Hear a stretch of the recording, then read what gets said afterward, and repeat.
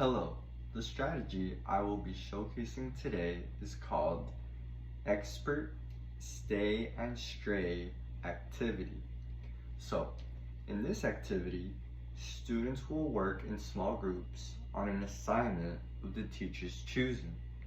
Now, students in the group are going to be numbered off. So let's say there's 4 students in a group, then the students will be numbered 1 through 5. If there's 5 students in a group, then they'll be numbered 1 through 5, and so forth. Now, the teacher will then call a number, for example, like 3. So let's say the teacher calls 3, then the student that is assigned number 3 will take the group's chart and go to another table. So if I say 3, they're going to get up and they're going to go to another table. While at the other table, the student will share the information with the new group. Now, students in the new group must listen carefully to what the student is explaining. When the student is done explaining, they will remain with the new group while the teacher calls another number, like 2 for example. Once the teacher says 2, then the student that is assigned number 2 will take the chart of the student that had just shared and go to a new group and share that information from the chart to the new group that they go to. So like in essence, this activity provides students with the chance to discuss information while completing the chart and sharing the information verbally while the other students listen carefully, and also to paraphrase someone else's explanation of the chart. So basically, one student strays from their group and presents the information from that group to another group. Then another student from that group goes to another group and presents the information that was presented to them previously to their new group. So they're just basically hopping the groups. Okay, so today I'm going to be showcasing the Expert Stay and Stray activity to a 5th grade reading class that is learning the concepts of a plot diagram. So let me set up.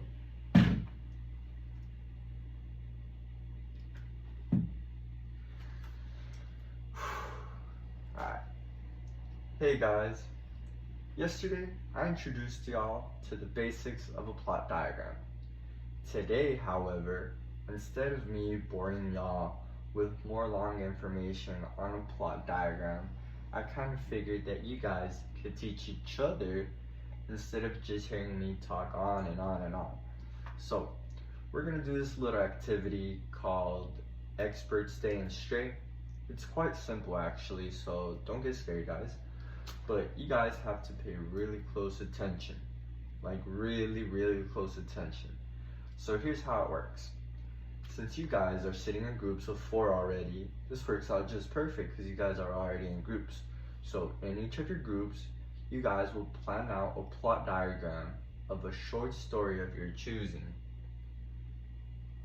You guys will work together at first to fill out the plot diagram. This is just the beginning.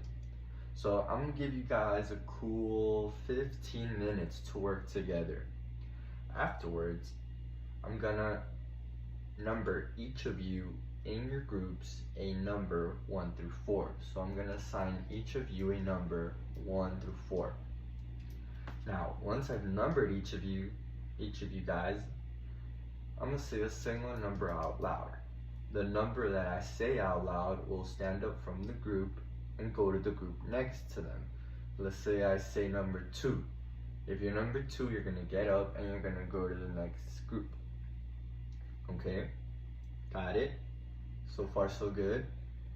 Alright, perfect. So now, once the student is there, they will present their findings of the plot diagram from the group that they came from to their new group. Now, whenever a new student comes to your group, you guys have to pay close attention.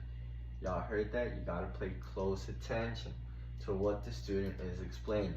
Now, after about 10 minutes, I'm going to give you guys a cool 10 minutes.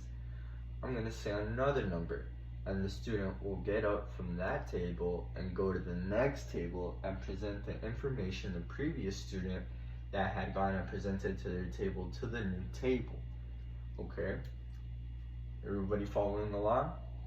Alright, perfect. So this is why you guys have to pay close attention and listen, because if you don't, then you will not know what to say to the new group that you go to, and everybody will be lost.